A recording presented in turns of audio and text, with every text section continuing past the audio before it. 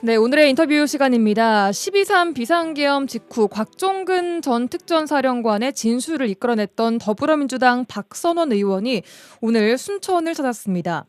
현재 탄핵 심판 선고가 길어지고 있는 가운데 곽종근 전 사령관의 진술이 오염됐다 이런 주장이 나오면서 선고가 어떻게 흘러갈 것인가 궁금한데 박선원 의원 직접 연결해서 이야기해 보겠습니다. 박 의원님 안녕하십니까? 예, 안녕하세요. 그리고 곽종근 사령관 진술이 오염된 거 하나도 없어요. 예, 예, 조금 이후에 다시 여쭤보도록 하겠습니다. 예, 자, 우선 지금 민주당이 도보 행진 또 시국 선언으로 급박하게 좀 돌아가고 있는데 오늘 순천까지 어떤 일로 오셨습니까? 예. 아침 10시 반에 저희 비상의원총회를 했고요.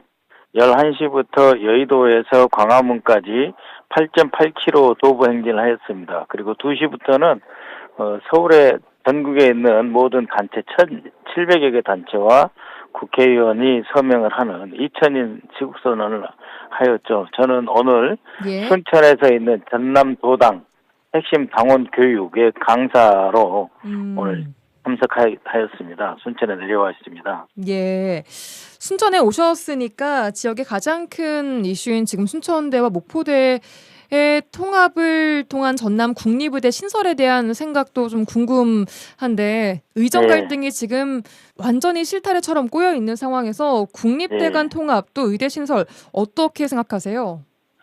당연히 우리 전남의 의료 인프라가 아주 부족하지 않습니까? 그래서 국립의대 유치는 반드시 해야 된다. 필수적이다. 그야말로 30년 이상 묵은 수건 사업입니다. 예. 저도 전남 나주 출생인데 전국 광역자치단체 중에서 의과대학이 없는 곳은 우리 전남이 유일합니다. 뿐만 아니라 부속 도서가 많고 병원 등 여전히 많이 부족한 상태에서 반드시 우리 의대가 있어야 되고 또 통합해야 됩니다. 예. 네, 지금 순천대와 목포대 의과는 6년이지 않습니까? 예. 6년이고 앞으로 여러 가지 임상이나 치료도 넓게 해야 되기 때문에 우리 전남의 현실 여러 가지 감안하면은 통합한 전남 국립의대 신설이 반드시 필요하다 이렇게 되고 있고요. 방금 말씀하신 대로 의대 정원 확대 정책을 졸속으로 몰아붙이다가 마침내 윤석열 정권에서는 또 동결한다 이렇게 됐는데 동결을 하는 건 하더라도 우리 전라남도에는 반드시 국립대 의대가 필요하다 하는 관점에서 모든 의원들이 호남의 연고를 갖고 있는 모든 의원들이 예. 힘 합쳐서 해결해야 될 것입니다. 의대 증원 무상과는 또 동결과는 별개로 의대는 그렇죠. 추진돼야 한다. 그렇습니다. 알겠습니다. 자, 예. 윤석열 대통령에 대한 탄핵 심판 선고가 늦어지고 있습니다.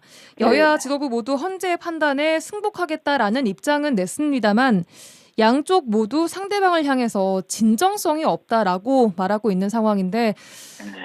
저희는 어떻게 좀 이해를 해야 할까요, 이걸? 불법 내란 사건이 발생한 지 벌써 이제 100일이 지나가고 있지 않습니까? 예. 그런 상태에서 현재 판결이 늦어지고 있어서 모든 국민들이 불안해하고 계십니다. 오죽하면 내란 불면증, 내란 신경쇠약 이렇게 말까지 생기겠습니까? 그렇기 때문에 빨리 탄핵 심판 선고가 이루어져야 됩니다.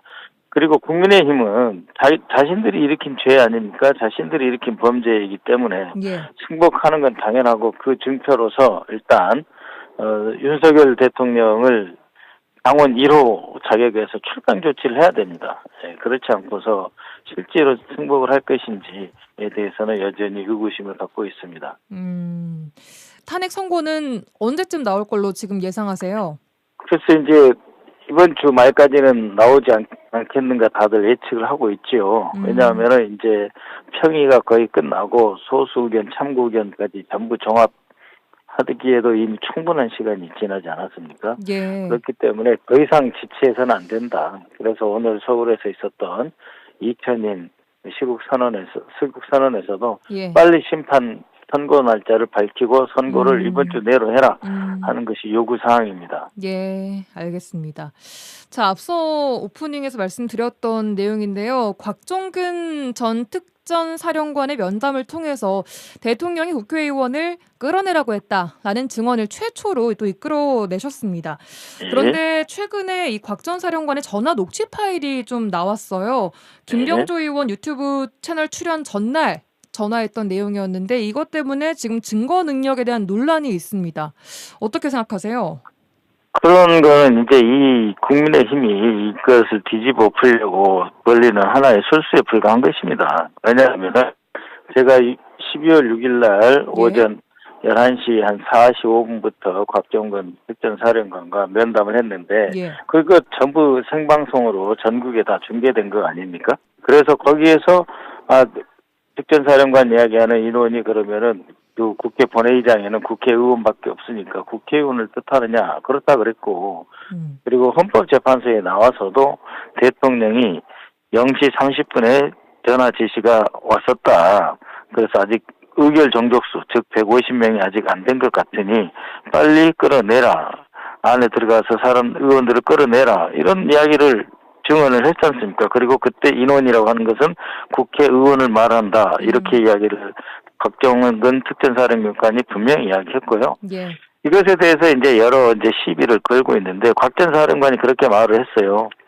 자신에게 그 양심선언을 하라고 한 사람은 이 곽종근 특전사령관의 고등학교 동기, 친구이자 국민의힘 소속 당원이다. 이렇게까지 이야기를 했는데 어떻게 제가 이것을 무슨 오염시키고 할 게 어디 있습니까? 그러니까 단 하나도 오염된 게 없습니다. 한 것은 박 의원님이 아니고 네, 친구. 네, 곽종근 의원의 친구. 충남고등학교 동기 동창. 국민의힘 당원이 했다는 겁니다. 알겠습니다. 자, 그렇다면 이제 국방위에 계시니까 미국이 우리나라를 민간 국가에 포함시킨 문제에 대해서 좀 여쭙겠습니다. 국민의힘은 민주당의 줄탄핵 때문이다. 또 민주당은 국민의힘의 독자 핵 무장론 때문이다. 라고 주장을 하고 있는데 이거 어떻게 좀 봐야 합니까? 아니, 미국이 통상 문제나 안보 문제, 기술 유출 문제를 다루는데 한국에 불탄핵하고 무슨 상관이 있습니까? 말도 안 되는 이야기죠. 국민의힘은 끊임없이 독자 핵무장을 주장하고 있고요. 지난주에도 오세훈 서울시장이 와가지고 독자 핵무장론을 주장하고 갔습니다. 이번 주 20날에도 여당의 국민의힘의 임종덕 의원이 1000만인 핵무장 서명운동을 벌이겠다고 합니다. 예. 또 윤석열 대통령이 계속해서 독자 핵무장 주장했지 않습니까? 그러니까 이 4년 동안 바이든 정부 4년 동안 한국 정부를 상대해 봤는데 도저히 안 되겠다 싶어서 1월 15일 바이든 정부가 임기 끝나기 5일 전에 한국 정부를 민간국가로 지정한 거 아닙니까? 이 정권 책임이지 어디다 대고 그런 말 하는 거죠? 이 민간국가에 들어간다는 것은 어떤 의미입니까? 민간국가에 들어간다는 것은 AI, 그러니까 이제 인공지능이나 아니면 양자 컴퓨터 있지 않습니까? 예. 양자 컴퓨터 아니면 최첨단 기술 협력을 할 때 한국하고 협력하는 것이 아니라 오히려 한국을 감시하고 견제하겠다는 뜻입니다. 오히려 갈수록 그 최첨단 분야로 우리가 새로운 성장 동력을 찾아야 되는 거 아니에요? 예. 굉장히 중대한 이 걸림돌이 생기는 겁니다. 그래서 저희는 한미동맹을 최우선시하는 입장에서 반드시 민간 국가 지정이 초기에 철회될 수 있도록 노력할 생각입니다. 예, 말씀하신 것처럼 민주당에서는 이 국민의힘의 독자 핵 무장론 때문이다라고 그렇죠. 말씀을 하고 계시지만 오늘도 국민의힘 권영세 비대위원장은 이재명 대표가 친중 반미 노선을 펼쳐왔는데 이 대표가 유권 대권 후보이기 때문에 지정됐다라고 또 이야기를 했거든요. 그리고 우리나라의 친중 문제가 최초로 불거진 게 언제냐면요. 2015년 박근혜 대통령이 thiên安문 광장에서 시진핑하고 함께 섰던 그 순간입니다. 그렇지 않습니까? 기억나시죠? 그때 그 직전 중국의 대사가 권영세였습니다. 친중의 뿌리가 권영세라고 말할 수 있는 것이에요. 그런 사람이 감히 누구한테 친중 반미를 이야기합니까?